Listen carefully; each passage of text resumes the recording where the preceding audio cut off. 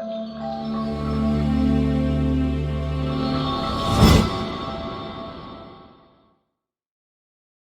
right, ladies and gentlemen, we are back for yet another episode of the Knight Brothers Commentary, kicking off February. Again, as we always do, with a little bit of a change of pace, something different, something that we have not talked about yet. We're going to be talking NFL. We're going to be talking a little bit of NFDL, which is something that Matt's going to educate us more on. But if you haven't gathered this yet, my brother loves to share his ideas on anything and everything. And the NFL is no exception. Sports are no exception. We've done some NBA commentary. Sunday, we're going to dive in with some NFL stuff. So Matt's got a whole slate, 4 or 5 pages of notes prepared here to talk about some things that he has in mind for the NFL and developing that league. So without further ado, Matt, I'm going to let you kick us off. All right, so today we're not really going to be talking about the NFL specifically, but an NFL Developmental League, or the National Football Developmental League. As I said, the NFDL.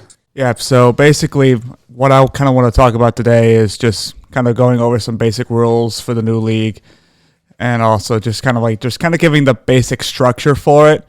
I mean, most of the shared rules we're probably going to talk about at a later date, just because the rules for this league will also apply to the NFL. And we're probably going to talk about the NFL later as well, just to kind of keep expanding on what the NFL could do better, or at least what I think the NFL could do better. So, well, and that's great, Matt. I guess before we dive into some of the structure and things that you have outlined, I'm curious behind the why. Why do you think that this is something that needs to be implemented? Understanding that obviously play football in high school, you go into college, you can come out after your junior year. The NFL, you have the XFL now, you have Canadian football, European. So there's a lot of options out there. I'm just curious where and why you think that this is something that we need. I mean, for starters, I would say when it comes to the Canadian Football League, yes, it's similar, but there are a lot of real differences that really kind of, shall we say, make it a somewhat different sport. Yeah, fair. With regards to the European leagues, they definitely use more of the American-style rules than Canadian-style rules, but the quality of the players in those leagues is probably not enough to really to really develop players. Yeah. I mean, really use them as a funnel to the NFL. Yes, exactly. Right. And when it comes to college, I mean, yes, that is true, but when you actually kind of look at some of the teams today, I mean, especially quarterbacks, for example. I mean, quarterbacks just need time. They just need reps. Right. So for me, I would say this is more driven by giving a lot of those bench players that don't really get a lot of reps in NFL games more reps in minor leagues, so that way they can actually just develop their talent, which overall just hopefully increases the level of talent in the NFL as well. Yeah. Because, I mean, look at the G League now. I mean, look at how well the NBA has developed the G League. Yeah.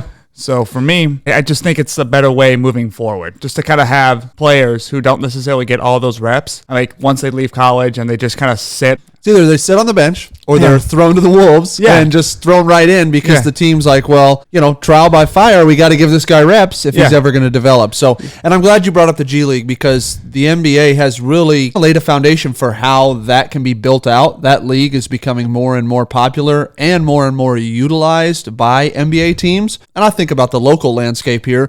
Victor Oladipo had a lot of opportunities to go into the G League, get some reps and things as he's been rehabbing this latest injury, and then now able to come back. But it was sort of in a different light, not that he needed the reps to develop because he's an all-star caliber player, but needed the reps to rehab and get himself up to speed. So let's dive into the notes. I'm really curious to see how you've got this thing structured, what it looks like in coordination with the NFL. So go ahead. Yeah, so for me, this league is going to be played in the fall alongside the NFL. So once the season is over, they can actually come. I mean, you can have like a max of 5 players from each team come to their major league affiliate, the NFL team, and play for the rest of the NFL season and even into the postseason if their teams make it. So that way, not only do they get some time with other minor league players, but also time in the big leagues. Yep. And Matt, let me ask you this. Would, in the way that you have this structured, would there be the flexibility for someone who's playing in the NFDL? Let's say the Colts have an injury at a key position and their developmental league affiliate had a player that was performing well, could they be called up, so to speak, in the middle of that season, or are they locked in to the D League until the end of that season? No, they can come in to the NFL to replace that injured player if necessary. Okay. I mean, and I know the NFL has practice squad players and things like that, but this is something different. This is something where they are preparing for a full slate of games, just like they would, because a practice squad player is probably not, they're probably preparing some. I actually don't know. If you've played in the NFL or a practice squad player, let us know. What does that prep week look like? Are you guys, in on the game plan, et cetera? So anyways, I keep sidetracking us, and I apologize for that, Matt, but I think it's all good just kind of to set the table or set the stage, if you will, for the audience, because this is something that we're talking about that doesn't exist. It exists in your mind, which is a great place, but not somewhere a lot of people have been. So for me, I would say when it comes to like how many years that they should play in this league, I would say it really kind of depends. Like if you're someone who has played 3 years in college, you could probably get away with just going straight to the NFL just like normal. But like if you want to leave college early, or if you want to come straight from high school, then you're going to have to play at least 1 to 3 years. So like if you're coming straight from high school, you have to play 3 years in this league, just like you would in college. But if you like want to leave college early, like say after your first year or something happens where you are declared ineligible or something, then you have to play at least 2 years in the league. And Matt, I'm curious because there's been so much going on in the world of college sports talking about pay for athletes. Is this something where they're, again, I'm not looking for an NFL type salary, but would there be compensation associated with the developmental league? Oh, absolutely. No question about it. So essentially, when it comes to the salary, it's basically just going to be like the minor league baseball. The rates are higher, but I would say it's kind of similar in structure. Okay. I mean, if you have less than 2 years of experience, you're making probably about $3,000 per game. Or if you are a high school student who signed that 3-year contract, or any player who has at least 2 years of experience, you're making at least $5,000 a game. Okay. It's not really similar to MLB as it is to, shall we say, the new XFL that's going to be coming out later this week. Okay. So that's basically the salary structure. When it comes to the season structure, that is going to be a little bit different and maybe even a little bit controversial, in my opinion. So you think it will be controversial based on what? I would say it's going to be controversial, at least when it comes to Thanksgiving. That's probably going to be that might be the most controversial thing about it. Okay. So basically, the season is a 10-game schedule, so 5 at home, 5 away. Basically, you play each team in your division twice, and then play the other team from the same conference. Same conference, but other division once. So that's basically another 4 games. And the postseason is 4 teams. So basically, the winner of each division gets into the playoffs. Okay. Now let me ask you this, and I don't mean to cut you off, but I think this is important to talk about. You're talking about home and away teams, divisions, etc. How many teams are you talking about to have in this developmental league? What does that breakdown look like? So, is it, I can't imagine you're talking about 32 teams. No, it's not 32 teams. It's 16 teams. 16 teams. So basically, each team in this league is affiliated with 2 NFL teams. Okay, makes sense. So basically you said the playoffs are 4 teams? Yes. Out of the 16. Yes. Okay. And are you going to be playing that Super Bowl on Thanksgiving? Is that the controversial? Yes, that's the controversial thing. I kind of could see where you were going there.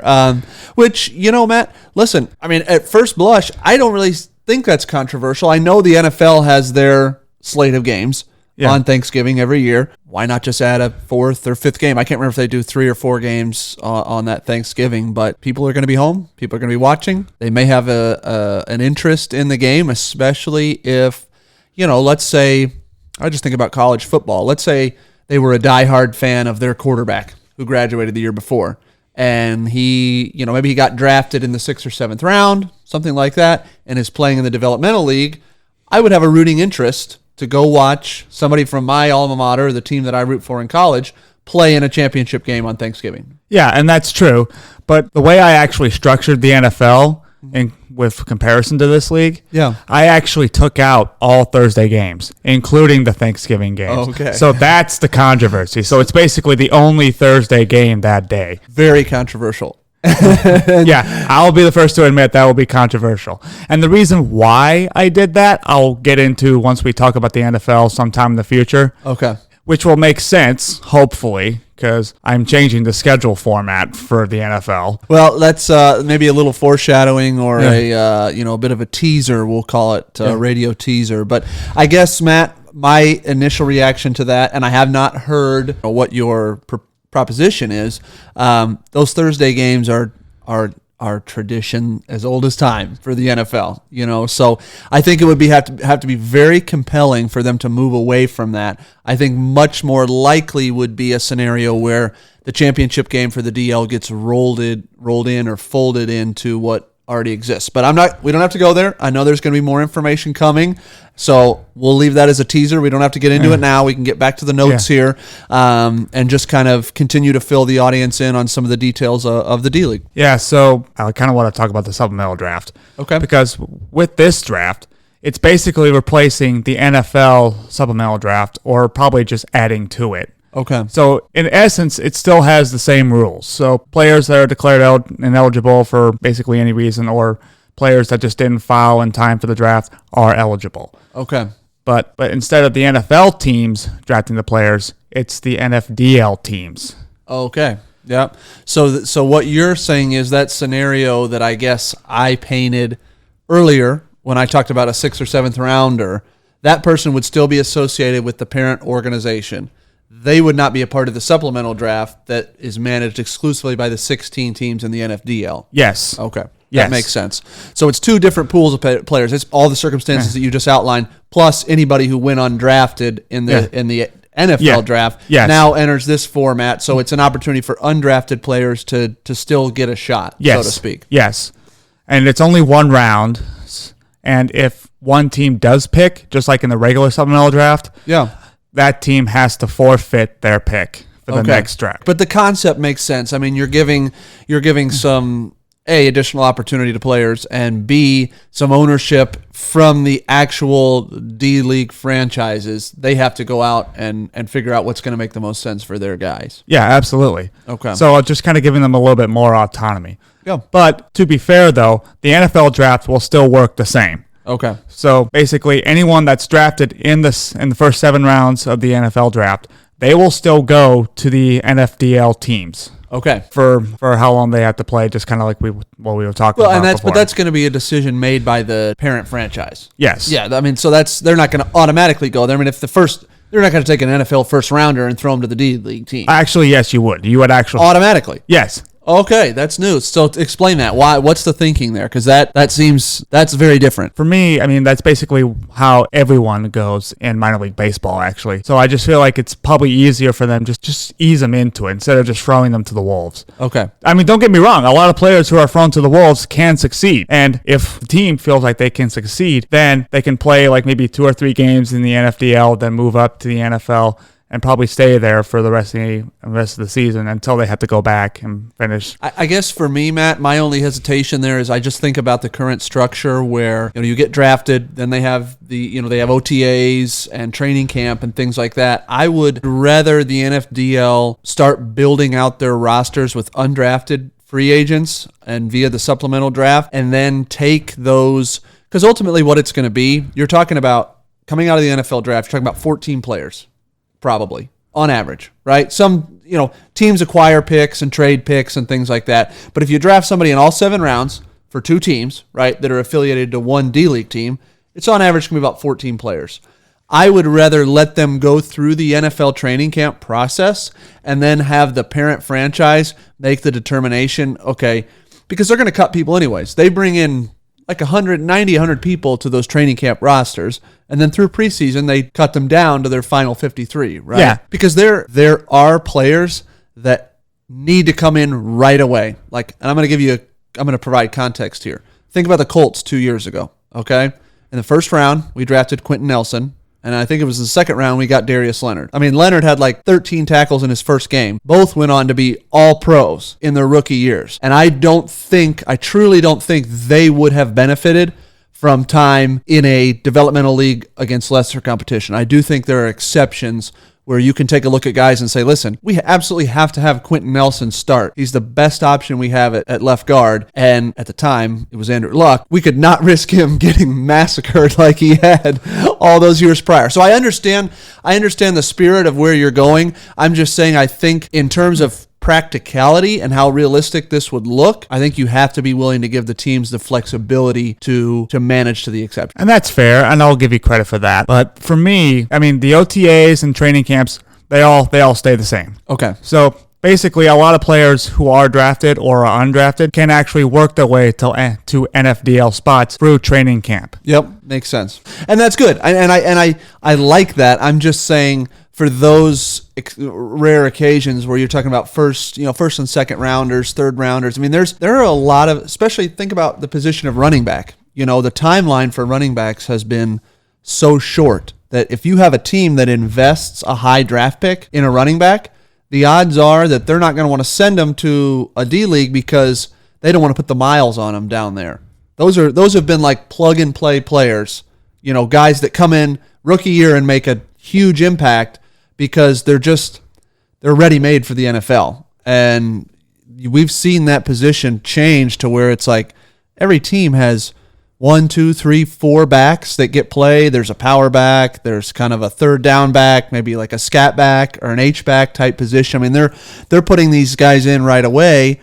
And it doesn't mean that they couldn't, again, benefit from the DL, but also some of these folks are ready. But my point is, I think you have to be willing to give the parent franchises who draft, especially high draft picks, and are paying these players. I mean, a high draft pick is getting paid no matter what, no matter if they play in the DL or not. So somebody in the DL is making $3,000 a game, and you just signed the 10th overall pick to a multi-million-dollar contract. So the odds of the franchise wanting to send them there, pay them that kind of money, I don't know. You know what I mean? I suppose that's fair. Yeah. So anyways, let's get back on the topic so we can hammer through some of these talking points. So kind of transitioning to the coaching staff. Yeah. So basically, teams are limited to 8 coaches. So like the head coach, the offensive and defensive coordinators, 4 position coaches, and then 1 special teams coach. Perfect. When it comes to salary, basically the head coach is basically getting a minimum of $300,000 and a max of $500,000. Okay. The coordinators get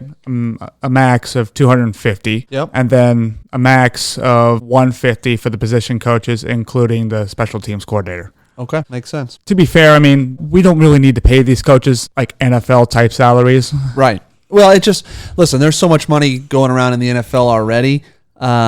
If something like this, what we've seen, even what was the last one, the AAF or something? Yeah. I mean, every single one of these leagues that comes together, it fails because of money. Oh, absolutely. So, you've got to, and I don't know where you got some of these cost numbers, but I think, you've got to be as fiscally conservative as you can be on the front end to try to give these things some life. And I think that's where some of the leagues prior have suffered, is that they try to make it so marketable on the front end that they end up basically budgeting themselves out of business. Yeah. And, I'm not claiming that I have the answers because I don't, but my point is that I think as much as you can limit costs on the front end, maybe you don't attract as high a talent or quality, but if you can build up the culture over time to where if you can build a case study where enough players have come to this league and then been able to transition into successful NFL roles, that's all you have to do. Yeah, they will come, and the talent will come, and the money will come because people will tune in and they'll be interested in watching their D-League affiliate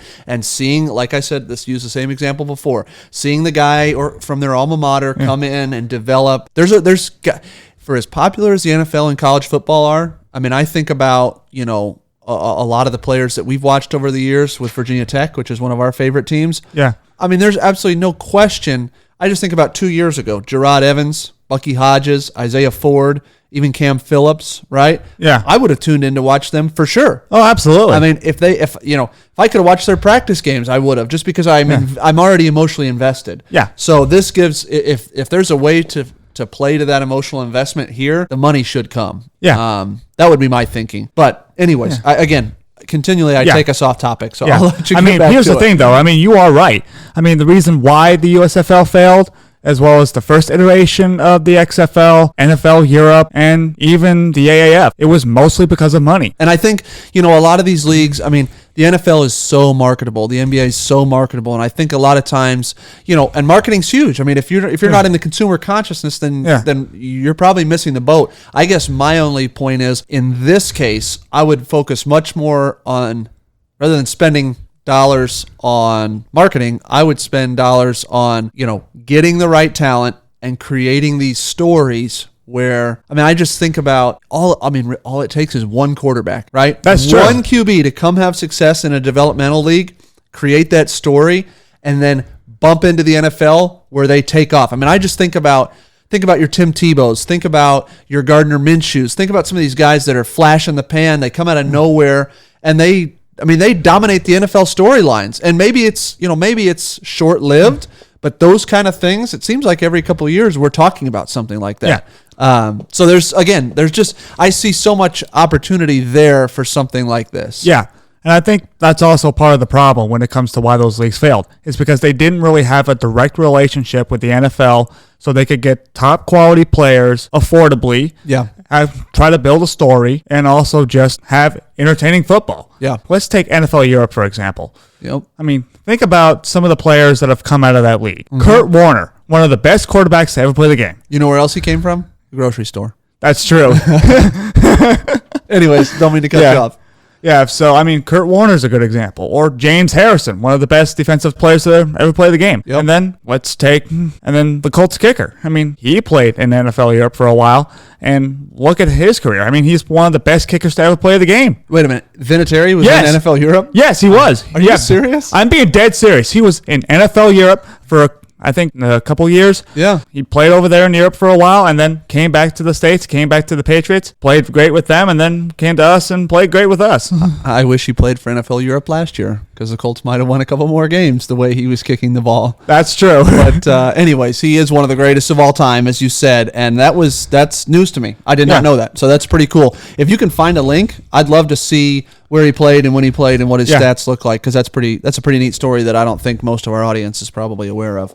Because that's the thing. This is why I feel like we need a developmental league to help develop talent, because the story's there. If we could just have a way for just those fringe players who never really got a main chance to play in the NFL, just to kind of get them some reps and actually allow them to, develop their skills, they can be top quality players. Well, I just think about, another couple names, and I think the two key points of this whole thing, just for our audience to kind of bring this, summarize this.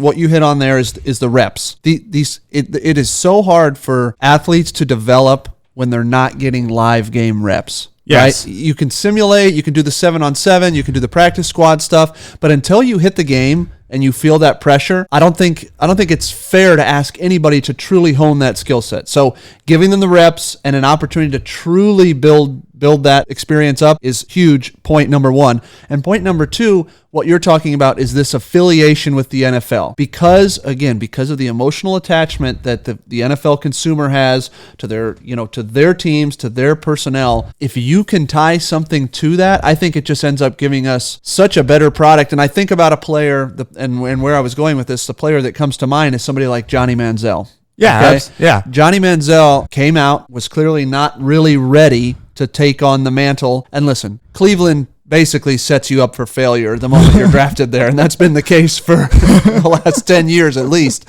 But my point is, huge following from college, right? Yeah. Money Manziel, the whole, and I know we're not on video, but I'm doing the little money thing that he always did.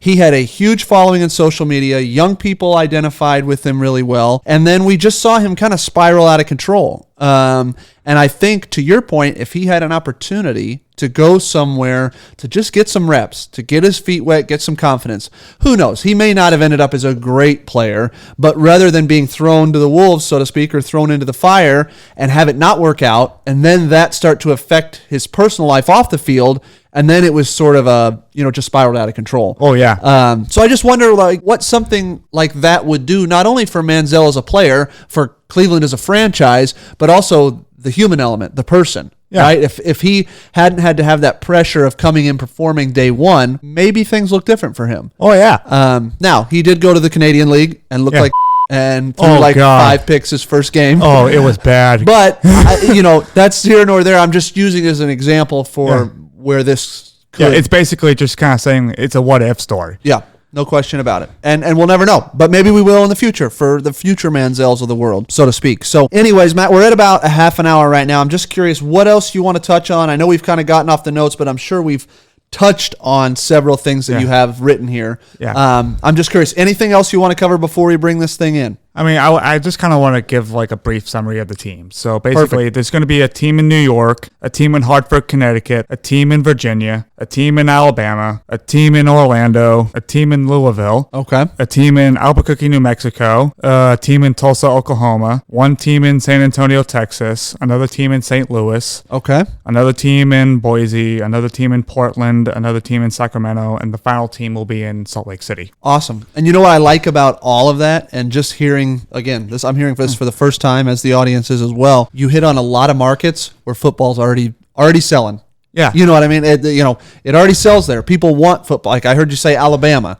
I can only imagine, if you put something, I don't know if it'd be in Birmingham or Mobile or wherever. But I put it in Montgomery because Montgomery actually has a new stadium there. Oh, do they really? Yeah, it seats 26,000. So wow. Okay. I mean, I'm trying to hit like smaller stadiums. I'm not trying to go too big. Yeah. I mean, well, you don't want to. You flip on the television and you got a 100,000 seat stadium with 5,000 people in it. I mean, it just looks awful. It doesn't look so good. It's like the college bowl games every year. Yeah. You tune in and they're empty, and it's like no wonder nobody watches the whatever the Raisin Bowl. I mean, it's like they have the most obscure stuff. Yeah. But I like that. I mean, you're giving markets again an opportunity to kind of change the culture in places where football's already big. Yeah. So, or at least just expand upon it. Yeah, no doubt about it. So, anything else, Matt? Nope, I think we're good. Okay, well, I hope you like that. I know I get us off topic all the time, but this is very interesting to me. Yeah. And something that I think, on paper makes a lot of sense. Obviously, there's a financial component that you and I are really not prepared to totally understand. Yeah. But in terms of the marketability and the opportunity for players, and really an opportunity to prop up the NFL in a way that fills their talent pipeline, and doesn't rely on the college game to necessarily always do that.